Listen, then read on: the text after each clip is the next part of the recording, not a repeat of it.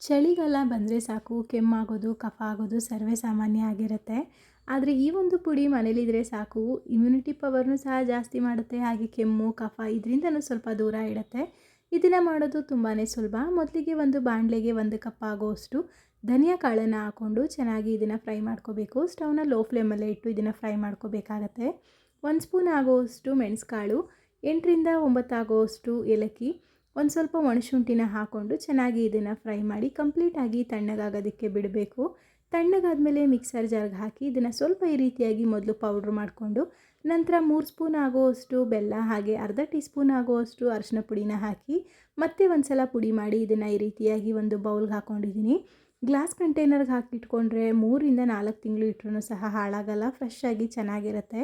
ಇದನ್ನು ಮಾಡೋದು ಹೇಗೆ ಅಂದರೆ, ಒಂದು ಪಾತ್ರೆಗೆ ನೀರನ್ನು ಹಾಕಿ 1 ಸ್ಪೂನ್ ಆಗುವಷ್ಟು ಪೌಡರ್ನ ಹಾಕ್ಕೊಂಡು 10 ನಿಮಿಷ ಚೆನ್ನಾಗಿ ಕುದಿಸಿ ನಂತರ ಒಂದು ಸ್ವಲ್ಪ ಹಾಲನ್ನು ಹಾಕಿ ಒಂದು ಕುದಿ ಬರ್ತಿದ್ದಾಗೇ ಸ್ಟವ್ನ ಆಫ್ ಮಾಡಿಕೊಂಡು ಬಿಸಿ ಬಿಸಿ ಇರುವಾಗಲೇ ಕುಡಿದ್ರೆ ಹೆಲ್ದಿಯಾಗಿರುವಂತಹ ಧನಿಯಾ ಕಾಫಿ ಅಥವಾ ಧನಿಯಾ ಕಷಾಯ ರೆಡಿ ಆಗುತ್ತೆ.